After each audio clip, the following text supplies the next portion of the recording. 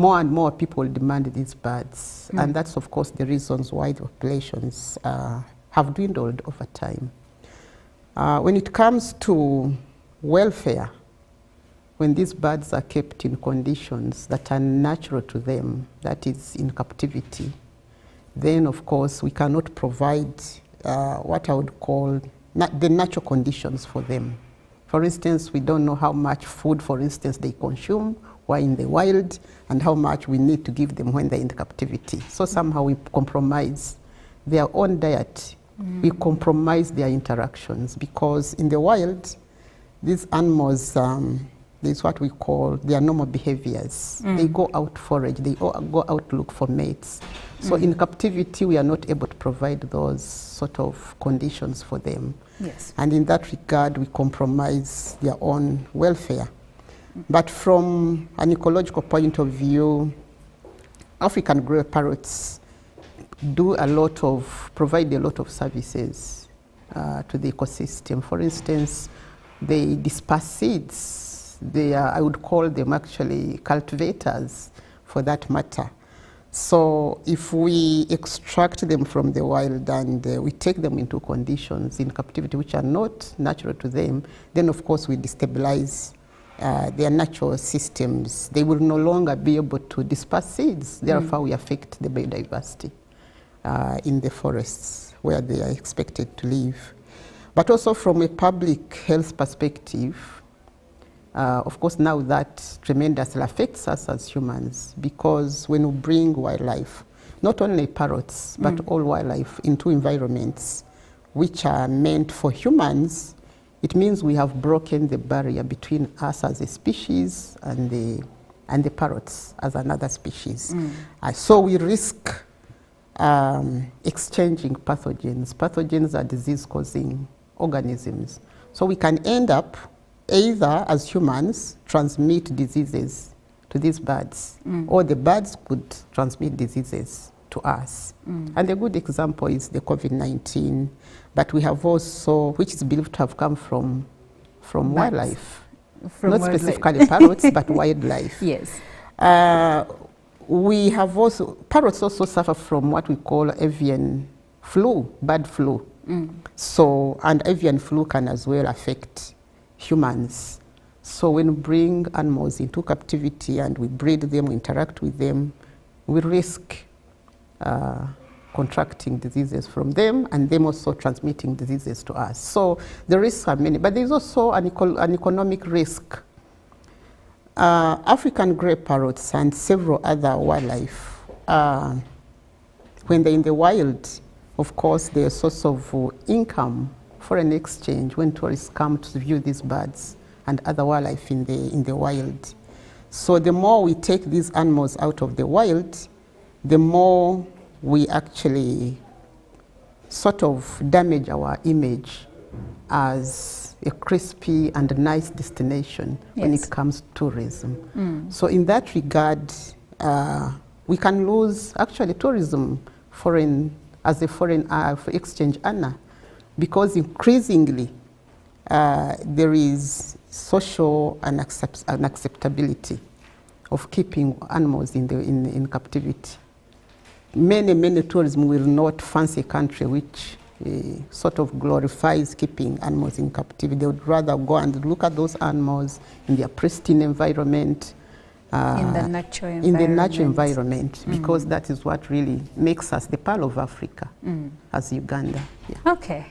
Well, interesting there. Now, coming to you, Dr. Rowan. Dr. Rowan Martin is with us, and he is the director of bird trade programs at the World Parrot Trust.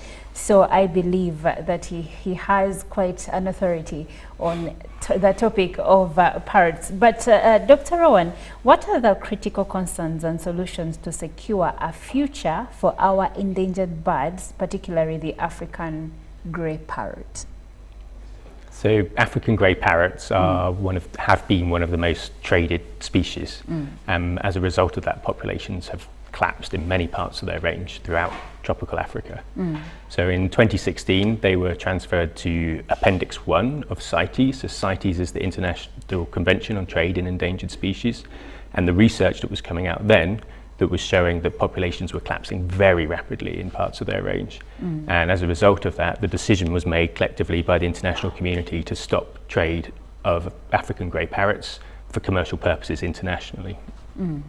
But since then, although that's made a huge difference, prior to that, there was over 1.3 million African grey parrots reported in international trade. Many died before they even got to the point of export, so you can probably double that number in terms of the numbers of parrots that were taken out of the wild.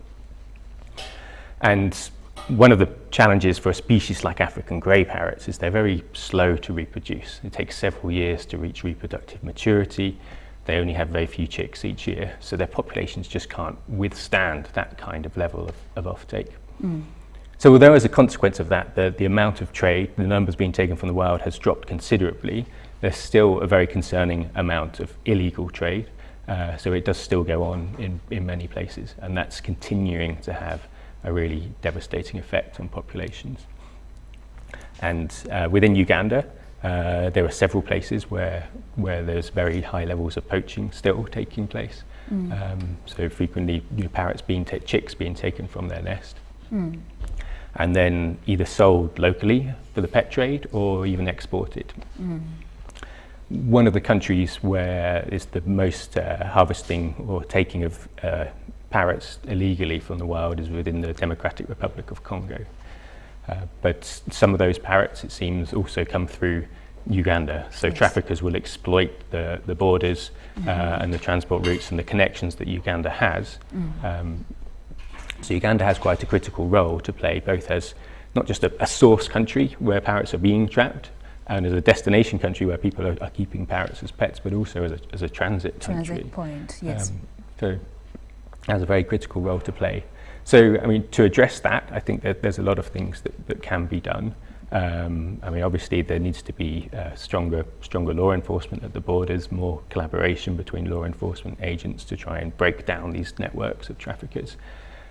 But within Uganda, I think there's a real critical need to, in the communities and areas where parrots are being trapped currently, to develop projects to help protect those nesting areas, work with those communities, find alternative sources of income, and just change people's minds and attitudes to, instead of seeing an African grey parrot as just a source of revenue, something that they can be sold. To see it as an important part of the ecosystem, as an important part of their environment, an important part of their heritage that needs protecting. Okay, thank you so much. Now, beyond commercial breeding, what other threats do the African grey parrot do have, and which ones do we need to address to ensure its long-term survival? So one of the big threats to African grey parrots beyond the trapping for trade is the loss of habitat. So African grey parrots, they nest in cavities in trees. They don't make their own holes in trees. They use pre-existing ones. But they're a large species, they need large holes, and those are in large mature trees. Often it's those trees that are being targeted by loggers. They're the most valuable species, or the most valuable trees. So the loss of nest sites is really critical because it takes a very, very long time for those trees to regenerate, for those cavities to return. So protecting those trees, protecting those nesting areas is really important. Okay. Well, thank you so much. It is coming back to you. How can we balance conservation goals with the increasing demand for exotic pets like parrots without sacrificing the economic system, the ecosystem stability? I think this goes back to what Ron has just said. First of all, we need to educate people that we need to protect these animals in their habitats where they are. And we need to demonstrate to people that actually we are better off keeping these animals in the wild where they are, and perhaps even they are more, the economic value is more when they are in their natural habitats. Because when a parrot is in the forest, you are not only protecting the parrot, but you are also protecting the forest. And the forest offers even more ecological, environmental service, provides more environmental services to the people. So for me, really, it's about educating people and understanding the broader benefits that come with protecting the parrots.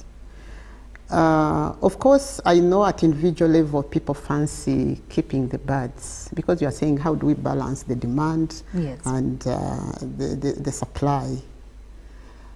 In my view, the demand should really be shifted towards actually people demanding that these parrots should be in their natural habitats, because that is where they would deliver more benefits, ecological benefits, economic benefits, as I earlier mentioned, from tourism. In fact, our country should be looking at the African grey parrots as the next gorilla or the next chimpanzee, because these species fall in the same category when it comes to protection at the international level by legislation. So by giving them the same kind of status would actually make us even generate more economic benefits from them, generate more ecological benefits from them, and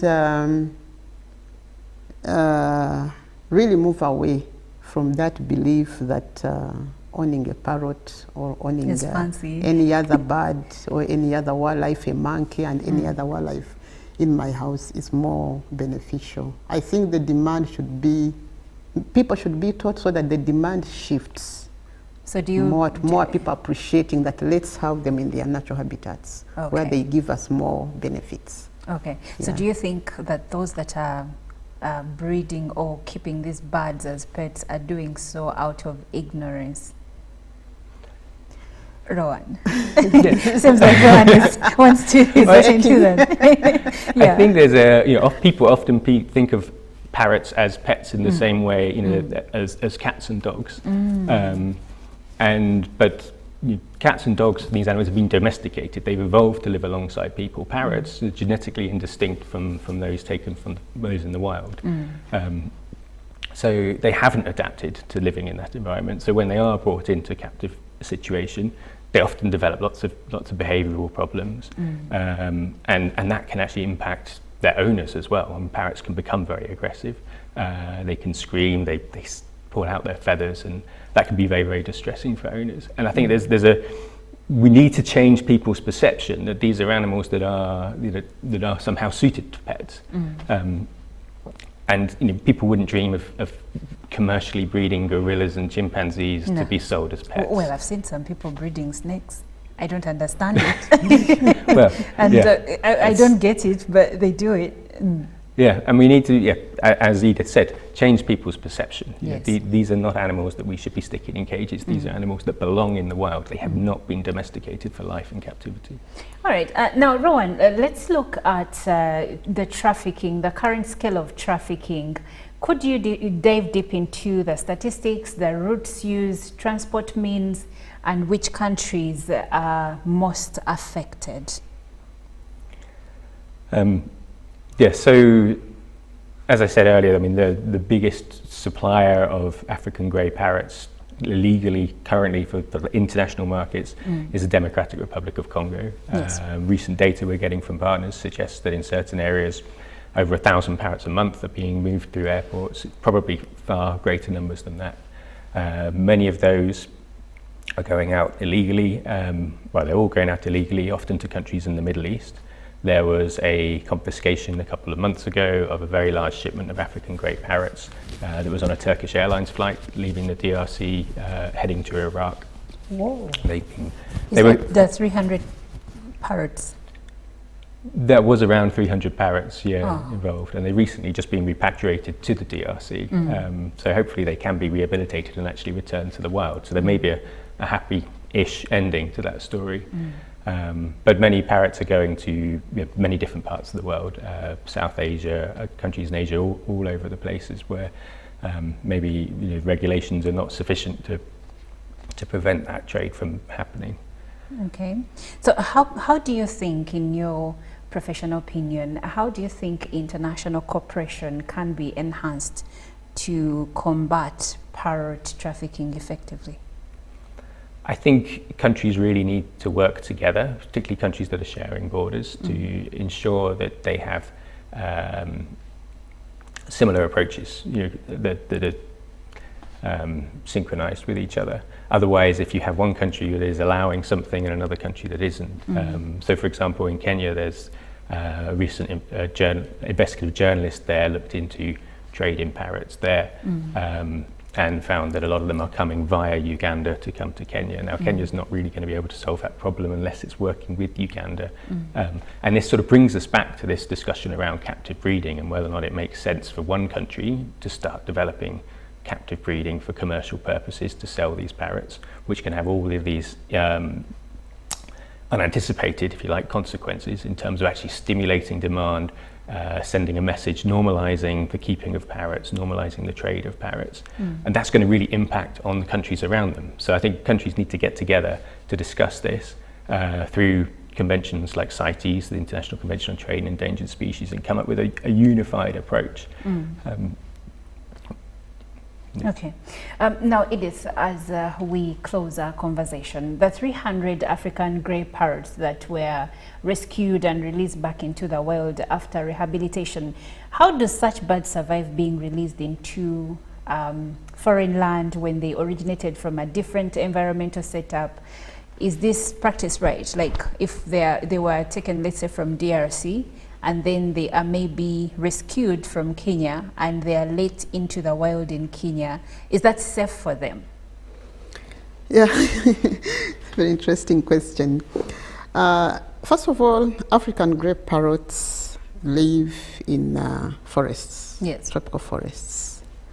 And so usually before birds are released or any animal is released, you ought to do sort of an ecological assessment to make sure that the habitats sort of come close to each other in terms of similarities. So if you look at the African grey parrots, and you look at the DRC, which is largely forested country, and you look at Western Uganda, for instance, where Uganda Wildlife Authority and Uganda Wildlife Education Center have been releasing the African grey parrots, you see a lot of similarities in terms of the ecosystem, because these are closed tropical forests. So certainly African grey parrots from the DRC will comfortably sort of adapt to living, say, in Chivale forest. Parrots live in Mabira forest. Parrots live in on the Sese Islands, which are largely forests. So any sort of forested ecosystem will certainly comfortably provide a safe environment for them. But of course, you cannot provide 100%. As we said, when you extract birds from the DRC, some of them have been separated from their companions. They have left their companions in the DRC. True. So certainly when they are in Chivale, they've got to look for other companions. And of course, we know that African grey parrots tend to have companions for life. So certainly some birds at individual level will be affected. But I think from a broader perspective, they will largely be safe. Maybe Rowan has something to add on that. I just want to add that there have been rehabilitated parrots that are confiscated from trade, released into Chibali forest. And there's a brilliant team of local monitors who are very good naturalists, local guides, who've been working with local communities to actually monitor all the local farmers around there, monitor the parrots that have been released. So each parrot has been given a ring so they can spot the parrots as they're moving around the landscape. Okay. And they're still seeing considerable numbers of them are surviving from, there was a release done last year and a release done in 2011. And some of those parrots that were released in 2011 are still 12 years on, 13 years old now, are still doing very well, still thriving in that forest. So I think that shows that they The can practice adapt is very there. well to this habitat. Yeah. Okay. Parrots are very clever birds, so they can figure out Okay, how to, okay. how to get right. That's encouraging. Edith, what would be your last remarks as we close our conversation? My last remark is a call to action, and this is my prayer to government. As I said, the African grey parrot should be the next gorilla, should be the next chimpanzee. Let's give them that status.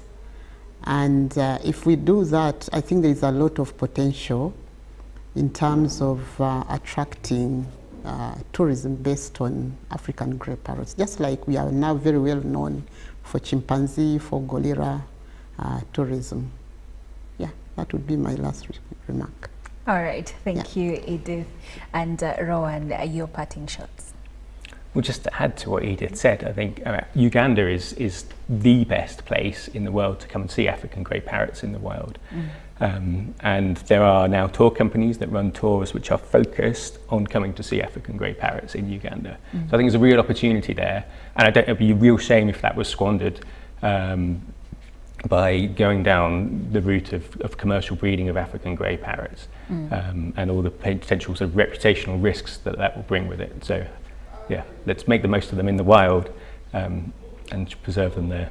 All right, let's make the most of them in the wild and preserve them there. We've been having a conversation regarding the impact of commercial parrot breeding on wild populations. Yes, there is the need or the urge, or some people I think think it's fancy to have exotic pets in their homes, but some of these pets are not really supposed to be domesticated. They're supposed to be free in the wild, and like Edith put it, they protect our ecosystem. So we need to think about this before we decide to pet some of these animals. Get yourself a cat, get a dog, do not get a parrot.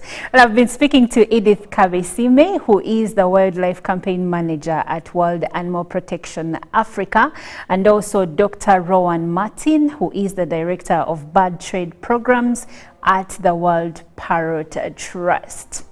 Thank you so much for sticking with us. We'll go into a short break and we'll be right back.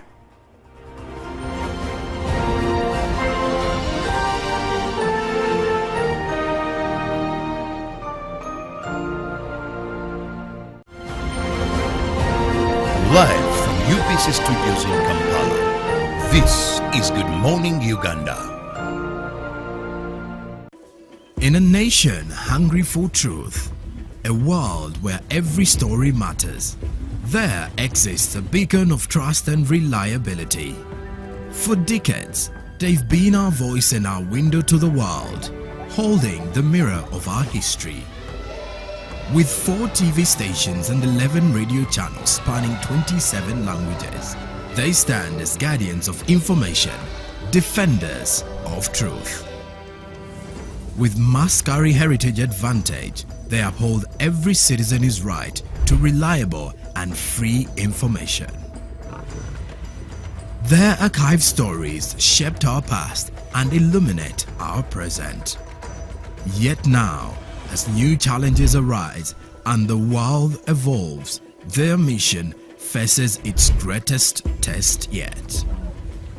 Be part of our journey and let's navigate the unknown, uncover the untold, and safeguard our future together. Tune into your public broadcaster, for it is the intersection of trust and truth. Because to UBC, your story, every story, and every voice matters. UBC, inspiring Uganda. Kasita Uganda Presidential CEO Forum, UMA and Ministry of Trade are organizing the annual Business Community Dinner 2024 under the theme Connecting Minds, Creating Opportunities, happening on 4th December 2024 at UMA Showgrounds Multipurpose Hall. Come dine with industry leaders, innovators and game changers as you enjoy a sumptuous dinner, live music and thrilling performances. Be inspired by keynote speakers and award-winning entrepreneurs as you get a chance to network, build connections and take your business business to the next level. Tickets available online and at the Casita office, plot 16B, Market Street, Royal Complex Building, 3rd floor, Suite 1. For sponsorship, partnership and corporate tables, please call 0752 590 122 and 0773 153 898. Or you can go to UMA for more information. Let's enjoy end of the year business dinner as we connect our minds together while creating opportunities. Sponsored by URA, Bank of Uganda, United Bank of Africa, DTB, Roofing, Plascon, Tembo Steel, Bakaima, Electro Commission and Grow Project. Pick of the day on UBC.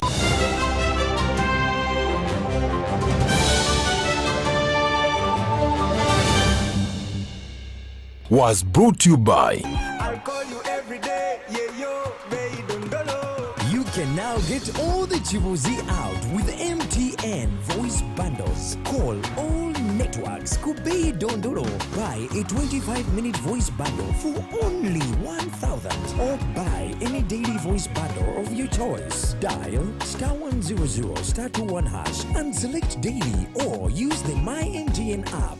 When we talk together, we are unstoppable.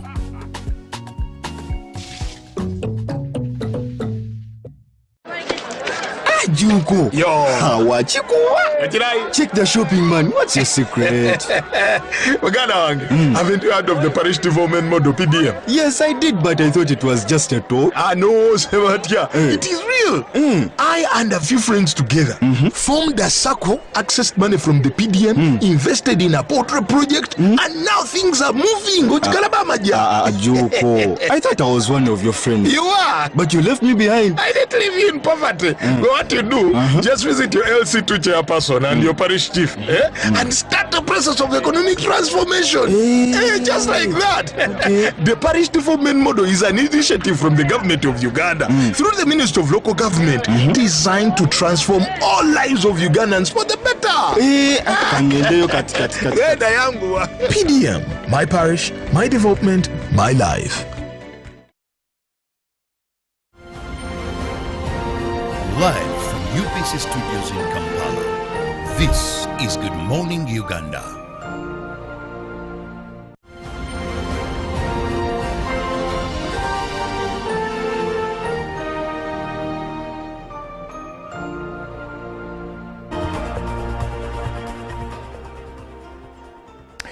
Well, as December is now ahead of us and we're only counting a few days to head to the festive season, it is giving us the attention of focusing on the Ensenene season here in Uganda. And at the same time, good morning. This is Good Morning Uganda Business Update. I'm Jerome Paul Sonko. Now, speaking of the grasshopper season, many people are benefiting from the sale of the grasshoppers, especially during the November-December period. However, it does look like every other month lately, there are grasshoppers that are always on the market. However, the month of November and December have always been the peak month for grasshopper sale and grasshopper consumption. Now, grasshopper traders have also formed Basenene Tukolelewamu Association on the trade with offices at Katwe, a Kampala suburb. And with this being formed, the chairperson of the association is Katende Kamadi, who advocated for tree planting to increase on the number of grasshoppers harvested because the environment determines the number of grasshoppers. Now, grasshopper traders reveal that there are quite a number of benefits and opportunities in dealing with grasshoppers, and they appealed to electricity providers, Umeme, to ensure a steady power supply. They also appealed to Kampala City Council, Kampala Capital City Authority to ease restrictions on traders and vendors in the city. Now, grasshoppers are harvested twice a year, with the peak seasons being April to May, and then also November to December. And these are the the peak seasons, or the peak sale months for the grasshoppers. And as much as many do believe Masaka is still the biggest provider or the biggest producer of grasshoppers. Now, elsewhere, we look at the East African Quality Awards, because the brand ambassador, East Africa the East Africa Brand Quality Awards, Patrick Nsubuga, has emphasized the critical role of quality assurance and international market access for local manufacturers and service providers. Nsubuga highlighted this at the East Africa Brand Quality Awards ceremony and highlighted the initiative's role of elevating East African brands to global standards and facilitating their entry into international markets. The manufacturers from Kenya, Uganda, Rwanda and beyond will benefit from the East Africa Quality Awards for products to gain international recognition. The brand ambassador, that is Nsubuga, stressed the importance of obtaining certifications, particularly in the food and beverage sector, to enhance marketability. He highlighted the 1000 Africa Brand Quality Awards, which will hold its second edition in Zambia. Now, he also introduced Daniel, the CEO of Aconex, highlighting on Aconex's mission to connect exceptional brands with reliable distributors worldwide. Now, in this year's awards, over 100 brands were recognized for excellence. Notable winners included Indomie, awarded for the best product in this category, and Bethany Hospital in the health sector. These accolades reflect the commitment to quality innovation. Now, lastly, from the world of business this morning, the Rotary Club of Nigeria, in conjunction with their mother club, the Rotary Club of Nigeria, has provided a free medical camp to the citizens of Nigeria at St. Bruno Serunkuma Catholic Church. Now, this medical camp involved screening diseases, HIV testing and counseling, plus blood donation, etc. Now, we're leaving you with this report, and we shall be back tomorrow with the latest from the world of business. Good morning. Opposite the markets, giving back through a medical camp. This is one of the major projects that we are running as a club. We have received support from our mother club, the Rotary Club of Nigeria, as well as other sponsors. Nakasero Blood Bank, Chiswa Medical Center has also sent us some help, and nutritionists for Chambogo University. We are very happy to be here with the community today. We have received support from the local leaders, the police, to ensure that this day is a success. As part of the work we do at Rotary, we give back to the community, focusing on our 7 areas of focus, and this medical camp is one that covers those areas, seeing that we make sure all our Ugandans are healthy and strong and able to do what they need to do for our country. We thank you, UBC, as well, for being here today and covering our event. My name is Elvin Tulivamwe. I am the Public Relations Director of the Rotary Club of Nigeria. Today what's happening is a medical camp. One of the core activities of Rotary and Rotaract world over is to extend acts of charity and service to the community. As the Rotary Club of Nigeria, today we are extending free medical services to the community where we thrive. We are in Nigeria, we are extending free medical services, for example, HIV testing, testing any kinds of illnesses, and also offering medication in terms of tablets, medicines, healthcare council, nutrition council, and everything. I'm Lutaya Moses Aaron, the president of the Rotary Club of Nigeria. Today, as the Rotaract Club of Nigeria, we are very honored and privileged to serve or give back to the community, which is the core value of Rotary and Rotaract. It's the core principle of giving back to the community through community projects. And today we are here at St. Bruno Church, Catholic Church in Nigeria too, to give back to the community through health services. And today our main focus is one, blood donation. We all know that there is a scarcity of blood around the entire country, especially various blood groups like negative O and probably also positive O. So Nigeria also joining that fight to be able to bring blood to the people that need it, the mothers that are giving birth, the accident victims, and any other person. Then the other item that we are focusing on, which has been the Rotary or Rotaract focus, is polio. Elimination of polio around the world globally. Initially it had been achieved, but now it's back, and we've not sat down also. We are also back on the fighting ground to make sure that we send it back away again. So we are here to offer vaccination to children of various ages that are immunizable. So we want to also join in that fight. Then the other is also looking at what we call the health or the non-communicable disease. We are also back on the fighting ground to make sure that we send it back away again. Yes, I am Andrew Serunjoji. I am the youth director for the Rotary Club of Nigeria. And today, the 23rd of November, we are sponsoring our baby club, Rotaract Club of Nigeria, for this medical camp. We thank the Rotary Club of Nigeria, first of all, for taking on this initiative, for bringing this to the community of Nigeria, because our club is a community club. So Rotary gives back to community, like we are doing right now. We are carrying out. Nebaza, nenkola gye bankozeeko, era nebaza engeri gye bansanyukidde oba okunnyaniriza mu bulungi. We are here on a medical camp, free blood donation, free testing, and mental health and maternity health. Please, all Rotaractors, please come and join us. The community is at large. Come and join us, test yourselves, and find out where you lie. Thank you. I'm so excited to partner with the Rotary Club of Nigeria. This is amazing, and believe it or not, a happy environment or a happy community is a happy people. So guys, come in, come check your health and know how you're standing health-wise. Thank you so much for coming. So right now, since we started early morning, though the rain disturbed a little bit, but we've so far worked on a quite number of people, and we are expecting more since we are still around. So we call upon each and everybody, the community members, please come and utilize this opportunity. We are here to serve you.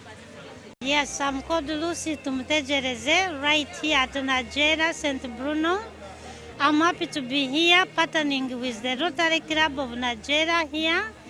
And I decided to come here today and be part of them because I treasure life. And I work with New Image, which is all about nutrition. We have nutritional supplements, which are very good products from New Zealand that can repair people's bodies and heal the diseases which are disturbing them. And because Rotary promotes life, so I'm part of it to promote more life through nutrition and our products. They are very good for all people, the sick, even the healthy, to become more stronger and have immunity so that they cannot fall sick at all. And those who are already sick in all kinds of diseases, children and adults, we treat them and they get off the medicine and they remain healthy and we live longer and our lifespan increase. Hi everyone, I'm called Omona Masi Gracie, the team leader of Gracie Minds Empowerment Initiative Uganda. Today we are partnering with Rotary Club Nigeria. This is a very good initiative and I believe it's helping many people in this community. Since morning, a lot of people have been coming and have been receiving free services, no charge. Our organization, we focus on mental health and psychosocial support in communities. So today we are providing free mental health screenings, addiction screening, and professional referrals. I'm very excited because this is the essence and heart of Rotaract, being able to impact community with our projects, outreach, making their lives better and enhancing their health and general life in general. Thank you so much. We have experts around to offer them advice in case someone has been tested to be maybe a culprit of diabetes. Yes. So we are calling upon every other person out there to please join the fight. Nigeria, we've started, so let the fight move on to other parts of the world. Thank you. He's a jolly kufena we.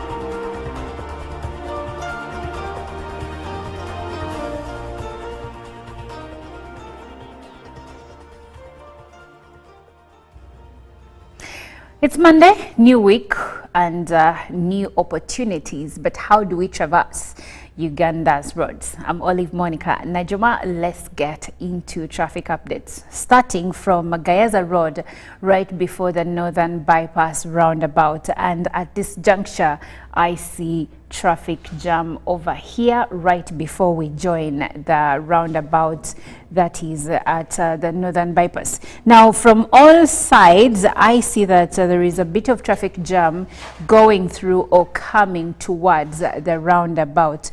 Those coming through from Gayaza Road, you will experience a bit of a delay just before you join the roundabout, and then after the roundabout, still following Gayaza Road, we have a traffic jam going on for some bit of time as we continue ahead. Now, I would like for us to look at connecting roads, and one of them is Mawanda Road off Gayaza Road. Now, when you look at Mawanda Road, we have smooth flow of traffic. Nsora Road looks pretty clear. Now, going still ahead with Mawanda Road, where they intersect with Chisingiri Street, there is a bit of traffic over here. And continuing with Mawanda Road for some good stretch, you will encounter traffic jam along Mawanda Road. Now, continuing with Mawanda Road, still, I see that as we now transition into Tufnell Drive, there is a bit of smooth flow. There is smooth flow of traffic overall, and as Mawanda Road transitions into John Babiha Road, we have smooth flow of traffic over here. And continuing with John Babiha Avenue, I see that also known as Acacia Avenue, we have smooth flow of traffic over here up until we join Yusuf Lule Road. It looks pretty clear here as well on Yusuf Lule Road. Now, if you're going to the side of Mulago, Yusuf Lule Road is pretty green, indicative of smooth flow of traffic. And then that roundabout that connects you to Chira Road, Haji Musa Kasule Road and Binaisa Road, I see that for those coming in from Binaisa Road and Dwalilo Road, there is traffic jam over here. Those heading to the side of Wandegea, there is smooth flow of traffic. And those going the side of Bomba Road, I see that Bomba Road looks pretty clear this morning as well. Now, looking at the neighborhood of Dwalilo Road, Kafeo Road, and also Binaisa Road, we have some bit of traffic jam at this Y junction where the three roads connect, as you can see there. But overall, the other parts of these roads look pretty okay. Well, that does it for our traffic updates. We'll take a short break and we'll be right back with Good Morning Uganda agenda.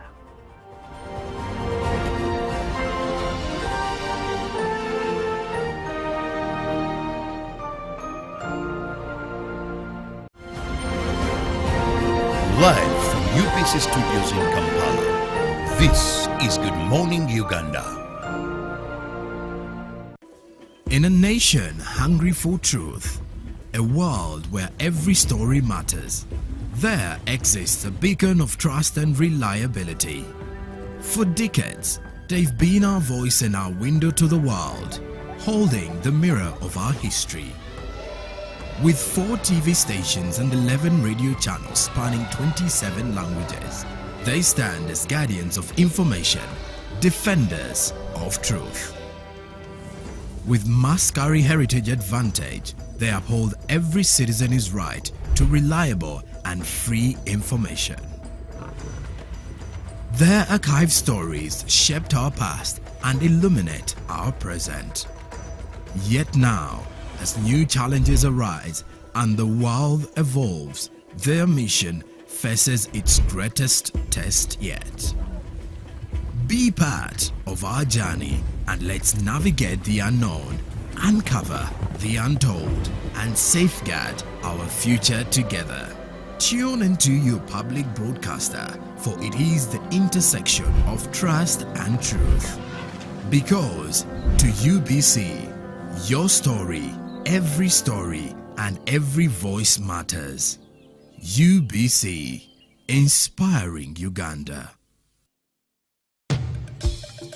Kasita Uganda Presidential CEO Forum, UMA and Ministry of Trade are organizing the annual Business Community Dinner 2024 under the theme Connecting Minds, Creating Opportunities, happening on 4th December 2024 at UMA Showgrounds Multipurpose Hall.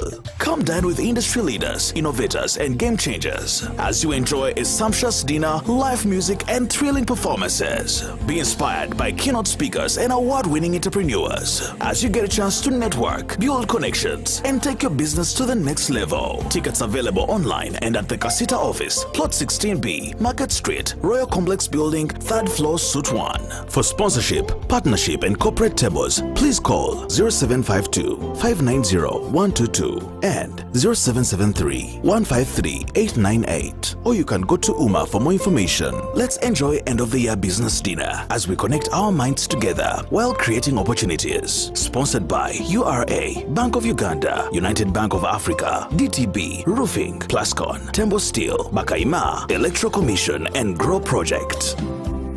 Pick of the day on UBC.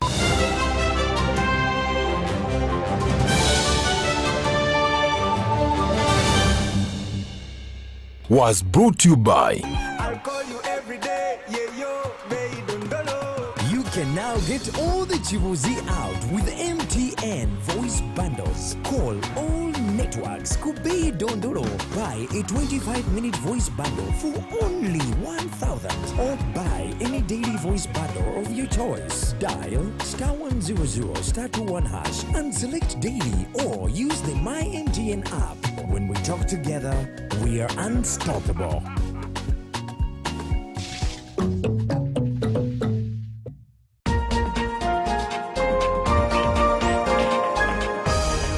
Coming soon on UBC. Guys! Let's start farming! Mixed farm is a type of farming that involves growing crops and raising livestock. Very sweet. Whoa. I tested it and it's not for me. A buck is an adult male rabbit, and then a doe is an adult female rabbit. Before watering, the first thing you should do is check the moisture content and you squeeze it. Wow. If we don't teach children agriculture, we shall raise a generation that imports food. So, Isabella, what are we going to learn today? We are going to learn how to make a rooting hormone.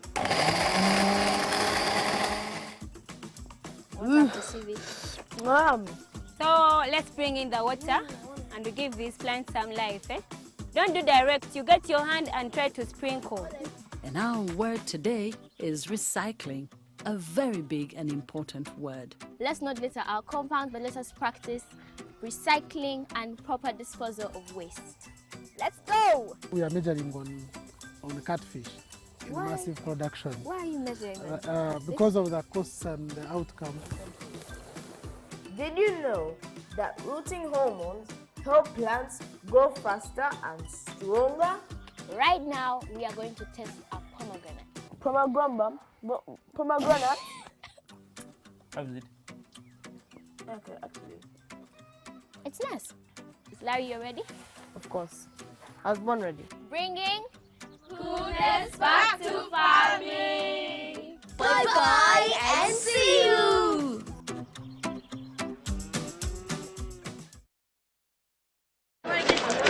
Juko. Yo.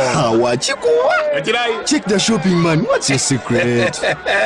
Uganda, haven't you heard of the parish development model PDM? Yes, I did, but I thought it was just a talk. No, Sebatia. It is real.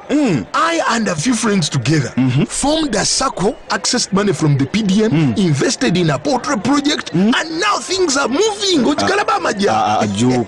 I thought I was one of your friends. You are. But you left me behind. I didn't leave you in poverty. What you do, just visit your LC2 chairperson and your parish chief and start the process of economic transformation.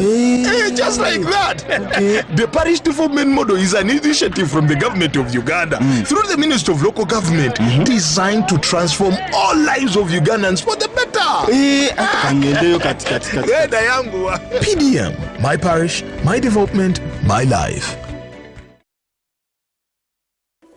In a nation hungry for truth, a world where every story matters, There exists a beacon of trust and reliability.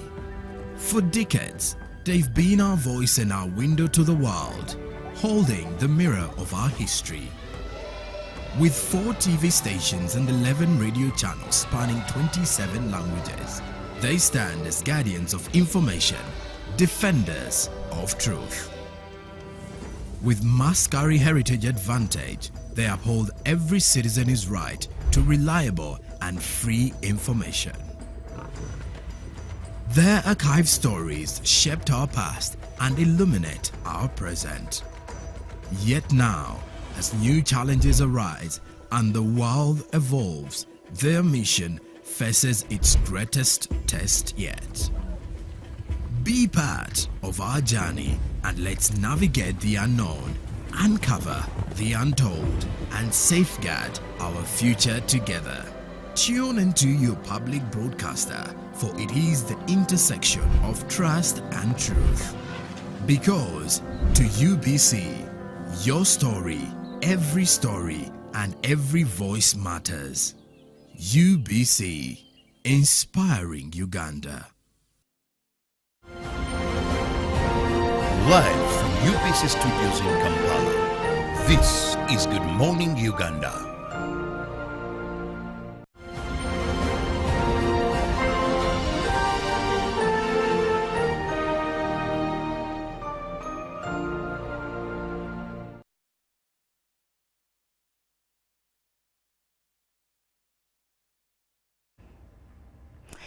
It is Good Morning Uganda, and I'm Olive Monica Najuma. You're welcome to Good Morning Uganda if you're just joining us right this minute. If you've been here since when we started, thank you so much for sticking with us. Now, we have the Equal Opportunities Commission. I believe this is a word or an organization that you're familiar with.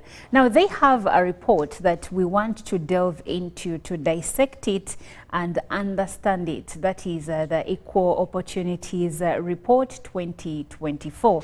And to help us get into that is James Mugisha, and also understanding it, I would like to, first of all, Mr. Mugisha, you're welcome to Good Morning Uganda. Thank you so much. Good morning, viewers. I'm happy to be at